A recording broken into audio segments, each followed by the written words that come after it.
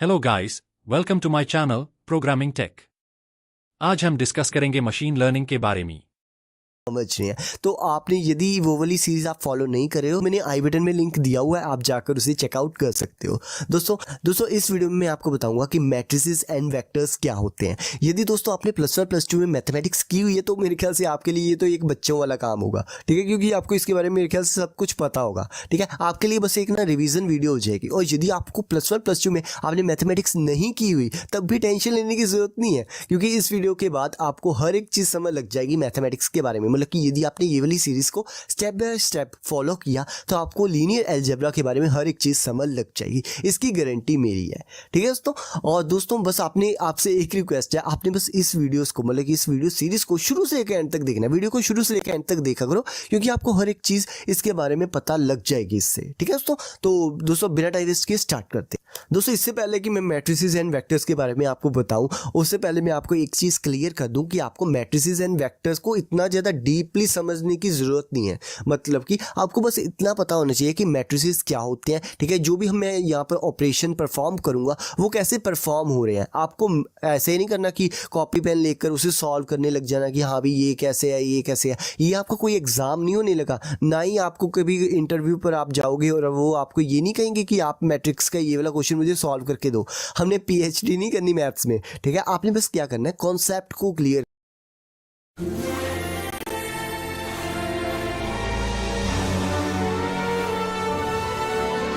कर लेना है। ठीक है, कि ये वाली चीज़ कैसे वर्क करती है या फिर ये वाला फॉर्मूला क्या वर्क करता है। ठीक है, आपके लिए ना बहुत सारी लाइब्रेरीज है पाइथन में जो ऑटोमेटिकली आपका ये वाला काम कर देगी। किसी ने हार्ड वर्क किया हुआ है आपके लिए ताकि आपको मेहनत ना करनी पड़े। ठीक है, तो आपने क्या करना, बस कॉन्सेप्ट को समझ लेना है। आपको इतना मैथमेटिक्स में डीप जाने की जरूरत नहीं है कि आपने बस समुंदर देखा और छाल मार दी। ठीक है, तो आपने ऐसा नहीं करना है। आपने क्या करना है, स्मार्ट वर्क करना है। ठीक है दोस्तों, यदि आपको मैट्रिसेस एंड वेक्टर के बारे में पता है तो वेरी गुड। ठीक है दोस्तों, यदि नहीं पता कोई बात नहीं दोस्तों, कोई इतनी ज़रूरत नहीं है। दोस्तों बस मैं आपको एक चीज़ बता दूं कि जितना भी मैट्रिसेस वाला कॉन्सेप्ट होता है ना, पाइथन में वो numpy लाइब्रेरी करती है। ठीक है, जो सा numpy लाइब्रेरी को हम मेनली यूज ही इसलिए करते हैं क्योंकि वहाँ पर हम मैट्रिसेस का वर्क कर सकते हैं। मतलब कि उस पर जो भी ऑपरेशन परफॉर्म करने होते हैं, ठीक है, जो भी चीज़ें होती हैं वो numpy लाइब्रेरीज की हेल्प से हम इजीली कर सकते हैं। ठीक है, आगे हम समझेंगे कि मैट्रिसेस एंड वेक्टर्स क्या होते हैं। उससे पहले मैंने बस आपको ये क्लियर कर दिया सारा कुछ। ठीक है दोस्तों, अब ना थोड़ा बेसिक्स कर लेते हैं कि जो सा ये वाला जो सा वेक्टर्स होते हैं और जो से मैट्रिसेस होते हैं ये सारी चीज़ें क्या हैं। ठीक है, तो सबसे पहले बात करते हैं बेसिक्स ऑफ वेक्टर्स। ठीक है, तो मैं उससे पहले बता दूं कि जो से वेक्टर्स होते हैं ना, ये रो वेक्टर्स होते हैं और कॉलम वेक्टर होते हैं। ठीक है, ये दो type.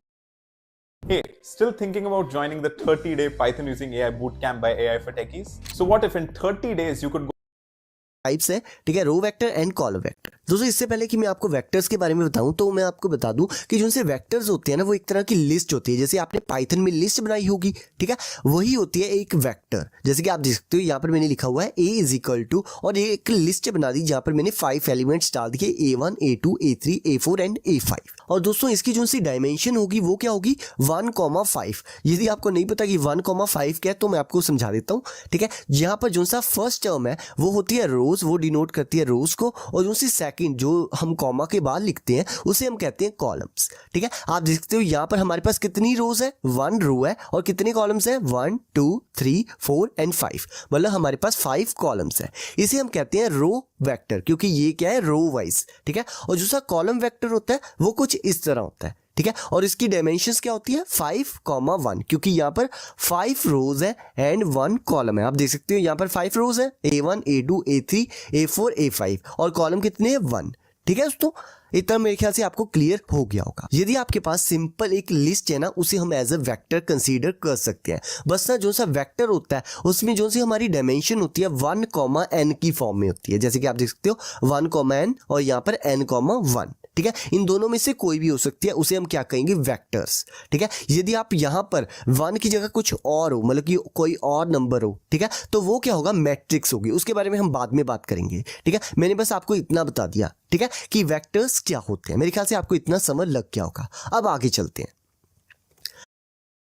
Hey, still thinking about joining the 30-day Python using AI bootcamp by AI for Techies? So what if in 30 days you could go from अब दोस्तों मैं बात करते हैं मैट्रिक्स के बारे में। यहाँ पर दोस्तों हमने क्या देखा था कि हमारे पास एक लिस्ट थी जिसे हम एज अ वेक्टर कंसीडर कर रहे थे।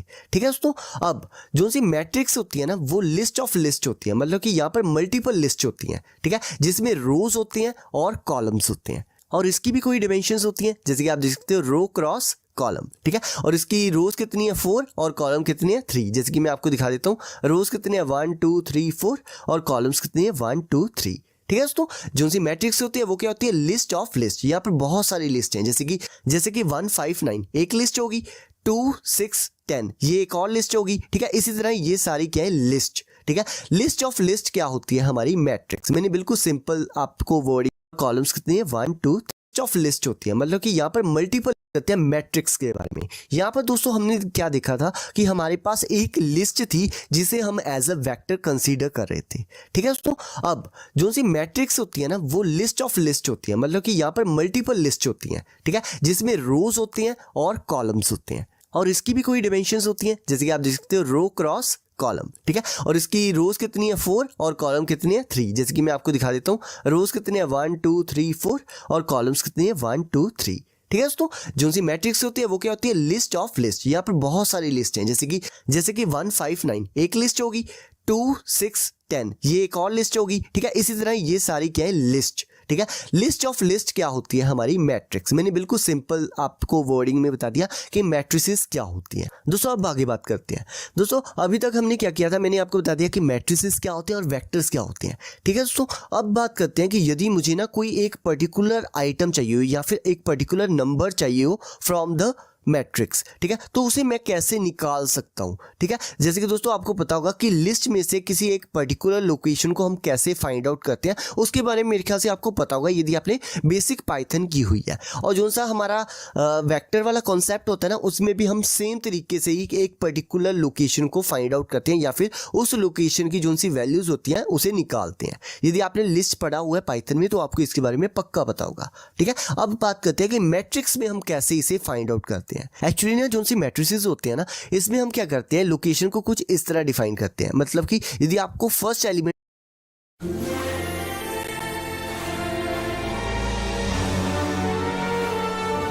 चाहिए तो आपने क्या लिखा होगा यहाँ पर, A11। ठीक है, ए मैंने इसलिए लिया क्योंकि मैंने इसका नाम एक वेरिएबल दे दिया था ए। ठीक है, इसलिए यहाँ पर मैं लिख रहा हूँ A11। ठीक है, जो यहाँ पर पहला नंबर होगा ना वो डिनोट करेगा रो को, और जो सा सेकंड नंबर होगा वो डिनोट करेगा कॉलम नंबर को। ठीक है, आपने बस ना कॉलम का नंबर और रो का नंबर दे देना है, और इसने उस पर्टिकुलर रो या फिर कॉलम को मिलाकर जो भी लोकेशन क्रिएट होगी उसका जो भी नंबर होगा वो आपके सामने डिस्प्ले कर देगा। एग्जाम्पल के लिए मुझे ना जो सा ये वाला 12 नंबर है इसे ना प्रिंट करवाना है। ठीक है, तो उसे मैं प्रिंट कैसे करवाऊंगा, मुझे ना उसका रो नंबर चाहिए होगा और उसका कॉलम नंबर चाहिए होगा। जैसे कि आप देख सकते हो इसका रो नंबर कौन सा है 1 2 3 4 और उसका कॉलम नंबर कौन सा है 1 2 and 3।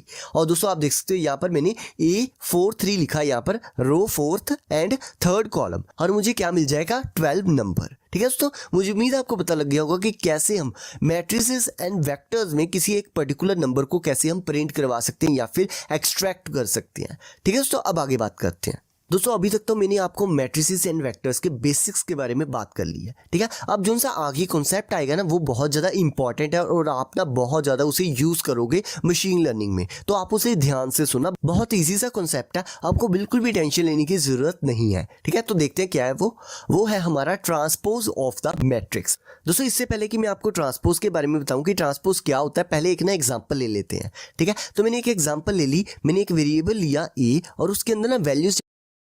Hey, still thinking about joining the 30-day Python using AI bootcamp by AI for Techies? So what if in 30 days you डाल दी A1 A2 A3 A4 and A5। ठीक है दोस्तों, अब मैंने इसके बाद क्या किया, इसका ना ट्रांसपोज कर दिया। ठीक है, आप दोस्तों देख सकते हो ट्रांसपोज करने के बाद क्या हो गया कि जो सी ये वाली मेरी लिस्ट थी ये रो वेक्टर से कॉलम वेक्टर में कन्वर्ट होगी, क्योंकि इसके जितनी भी रोज थी वो कॉलम में कन्वर्ट होगी और जो से कॉलम से वो रोज में कन्वर्ट हो गए। ठीक है, जिससे क्या हो गया कि जो सी हमारी रो वेक्टर थी वो कॉलम वेक्टर में कन्वर्ट होगी।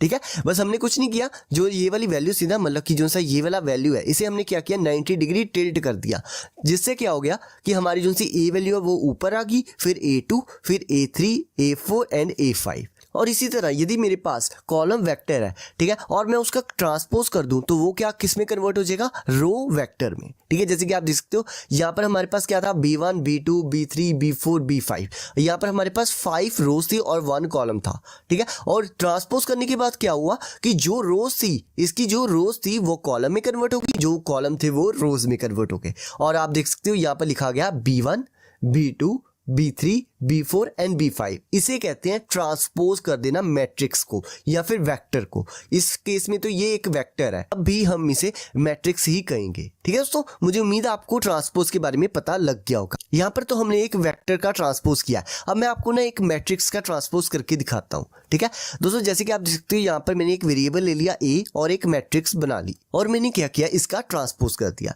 दोस्तों ट्रांसपोज करने के बाद ये दिखने में कुछ ऐसा लगेगा, ठीक है दोस्तों। जैसे कि आप देख सकते हो जो सी पहला कॉलम था वो रो में कन्वर्ट हो चुका है, ठीक है, सेकंड कॉलम सेकंड रो में, ठीक है, और जो सा थर्ड कॉलम था वो थर्ड रो में कन्वर्ट हो चुका है आफ्टर द ट्रांसपोज, ठीक है दोस्तों मुझे उम्मीद है आपको पता लग गया होगा कि ट्रांसपोज क्या होता है मैट्रिसेस में। ये बहुत ही ज़्यादा इंपॉर्टेंट कॉन्सेप्ट है जो आप मशीन लर्निंग में बहुत बार यूज़ करोगे, तो आप इसी अच्छे से समझ लेना, ठीक है दोस्तों।